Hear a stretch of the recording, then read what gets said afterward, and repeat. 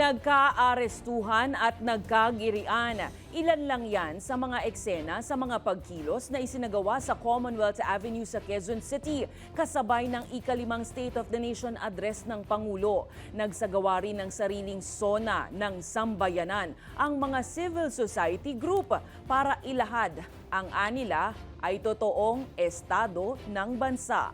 Ang detalye sa balitang A to Z, hatid ni Naomi Almojano.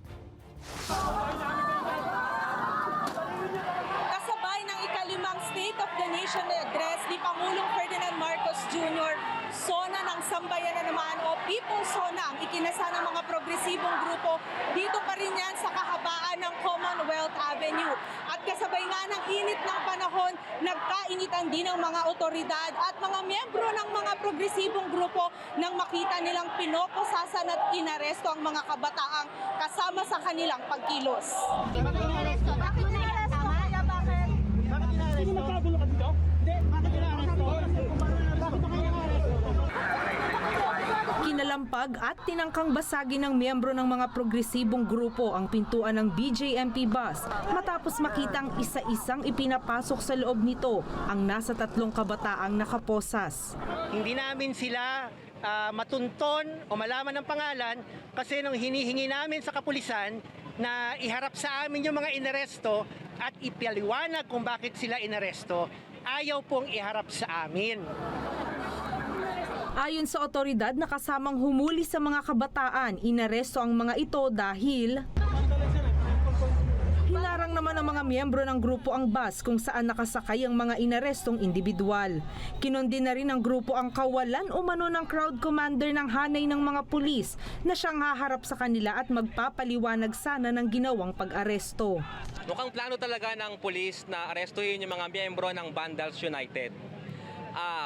Mali ang ginawa ng pulis na sa loob mismo ng hanay natin mag-aaresto. Aniya, galit ang mga kabataan sa korupsyong nangyayari sa bansa kaya sila nakisama sa pagkilos. Ang dapat aniyang arestuhin, yung mga nagnakaw umano sa kaban ng bayan. Ang dapat na inaaresto yung mga kurakot, yung mga kontraktor, yung mga nagtatago sa batas tulad ni Bato de la Rosa. Nitong umaga rin, bahagyang nagkatensyon sa pagitan ng mga otoridad at bagong alyansang Makabayan Southern Tagalog dahil naman sa issue ng permit to rally. Hanggang 8:30 lang kami, sir. Anong oras na? Pagbigyan nyo na kami. O, orasan nyo ba? Magkaroon tayo ng action. Yun lang po. Hanggang anong oras yung programa nyo? Bigyan nyo kami hanggang alas 9. Pinagbigyan na lang natin kasi for maximum tolerance. Pagka nag-uusap yung leader, hindi mapagbigyan yung isa, hindi rin tayo mapagbigyan, nagkakaroon ng tulak-tulakan lang. Samantala, sa kabila ng kaguluhan, nagtagpo at nagmarcha patungong New Capital Estates 1 ang mga grupo kabilang ang Kilusang Mayo 1, Bayan, Gabriela, Piston at maging interfaith groups.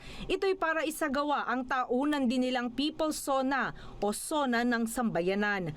Kanilang patuloy na panawagan ng accountability at pagwakas sa korupsyon. 1 year after, siya ang kahiya-hiya dahil mabagal ang corruption investigation, hindi umaabot hanggang Malacanang ang investigasyon, selective ang prosecution.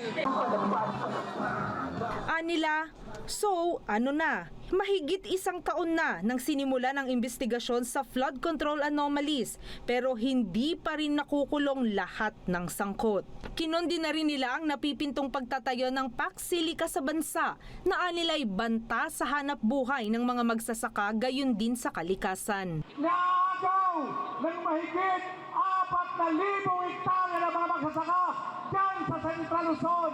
Ang Pax-Silica ay sasaid sa ating minerales na nagkakalaga ng $1 trilyon. Sinasalamin umano talaga nito na isang puppet daw ng Amerika ang bansang Pilipinas. Tinalakay din ang isyu sa wage hike na hindi anila sasapat, nakalululang pagsirit ng presyo ng gasolina at kakulangan sa pagtugon sa pangangailangan ng mga manggagawang Pinoy. Para sa Balitang A to Z, Naomi Almojano.